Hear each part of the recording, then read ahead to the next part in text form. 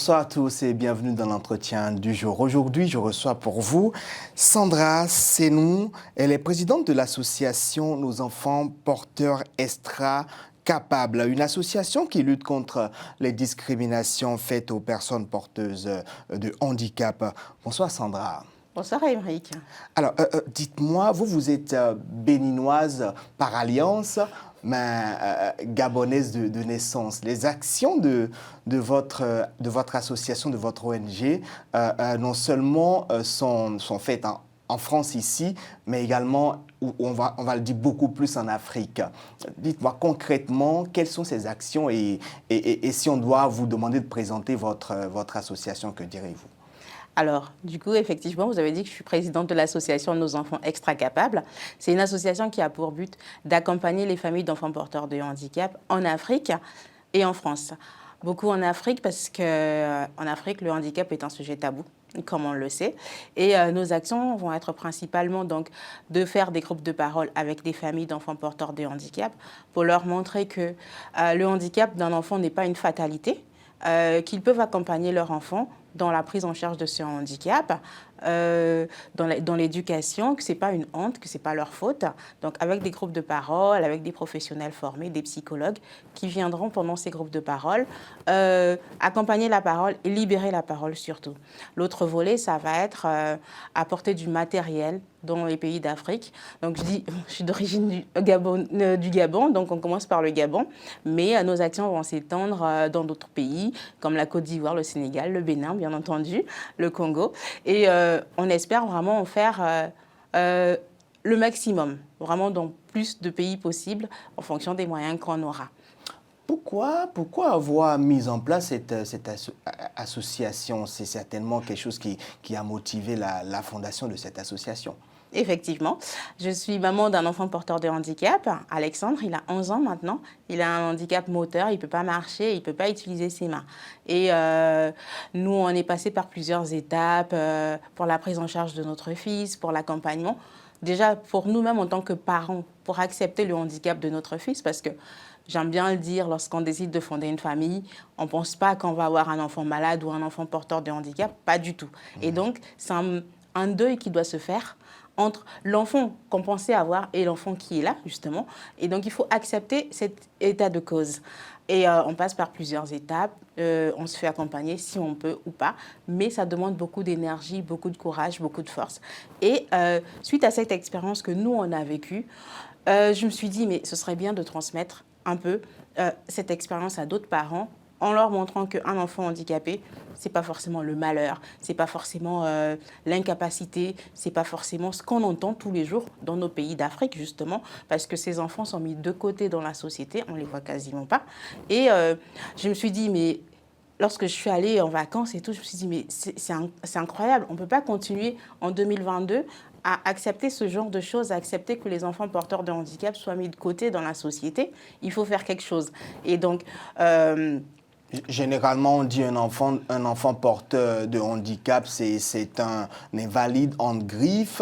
Et ici en France, les parents d'enfants porteurs de handicap sont accompagnés. Il y a des subventions, il y a beaucoup de choses qui les accompagnent. Mais en Afrique, on n'a pas ce genre d'aide. Non, justement, on n'a pas ce genre d'aide.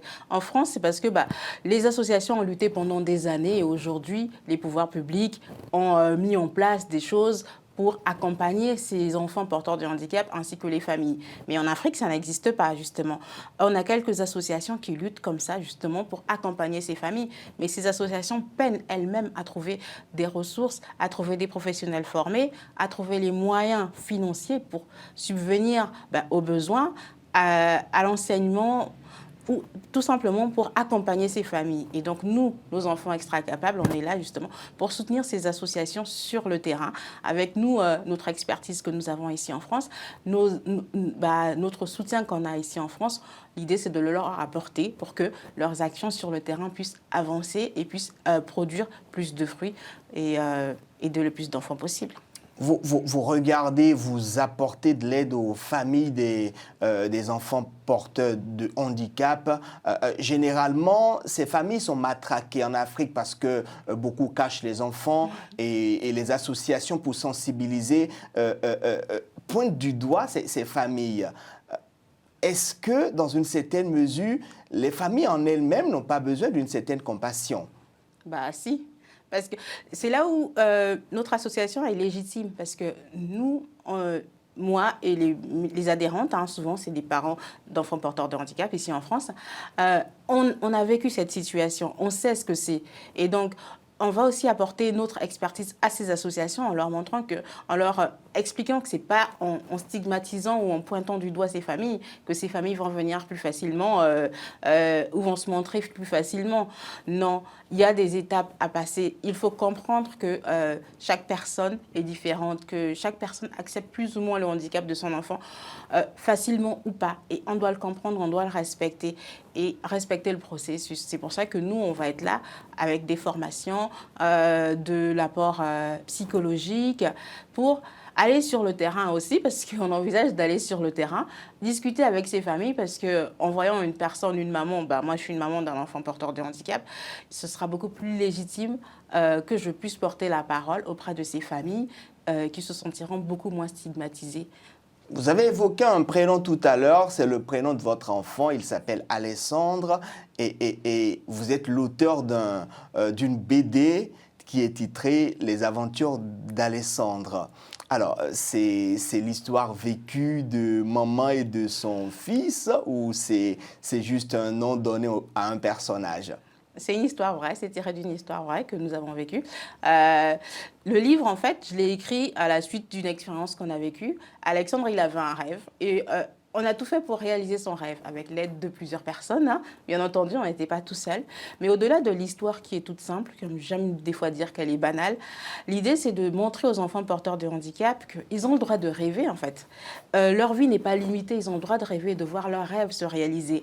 Et montrer aux autres enfants qui ne sont pas porteurs de handicap que le handicap, un enfant handicapé est comme eux. Il a des rêves, il a des envies.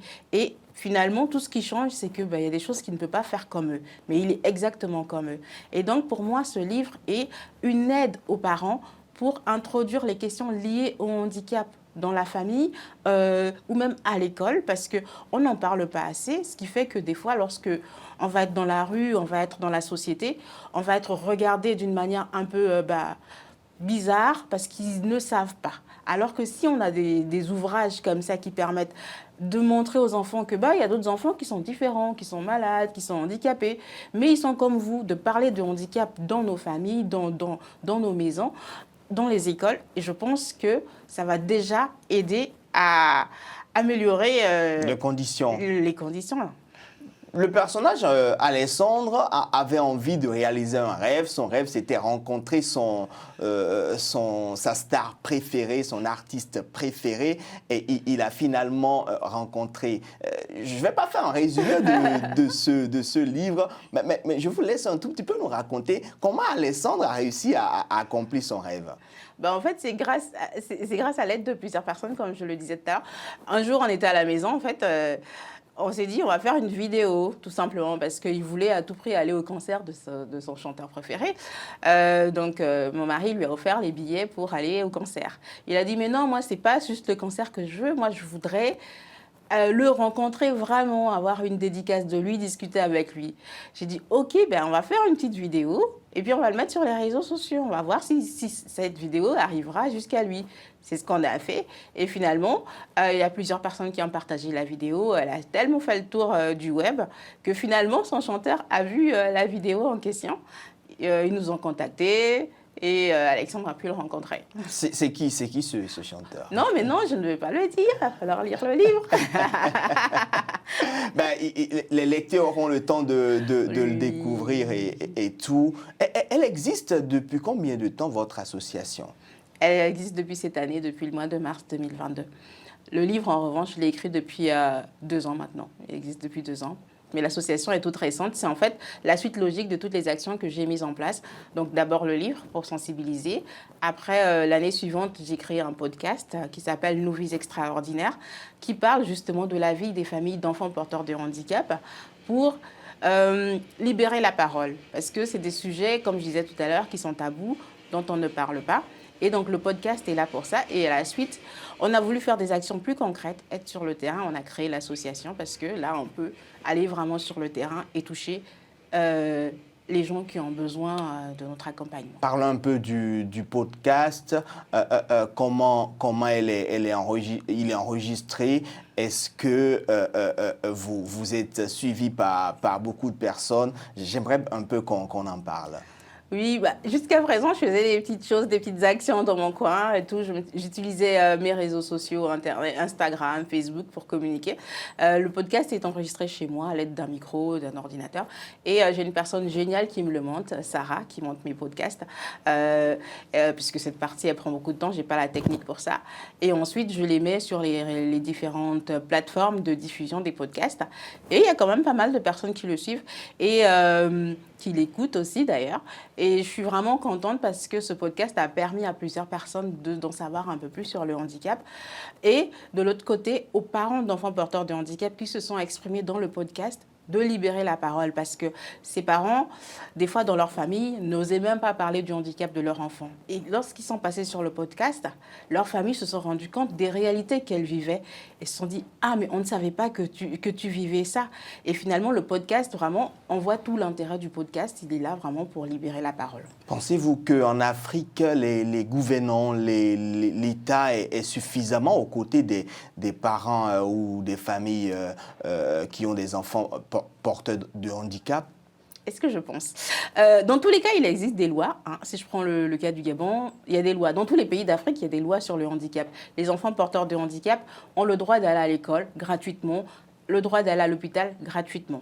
Mais le problème qui réside, c'est que les structures ne sont pas adaptées. Notre société n'est pas adaptée pour accueillir les enfants porteurs de handicap. Un enfant qui est par exemple en fauteuil roulant, il n'y a pas de rampe. Il n'y a pas de rampe. Donc comment il va pouvoir aller à l'école sereinement? Il n'a pas de bureau adapté pour pouvoir suivre sa scolarité. Je prends l'exemple de mon fils, il a besoin d'un ordinateur pour être en classe. Donc ici, il a tout ce dont il a besoin. Mais en Afrique, ce n'est pas le cas.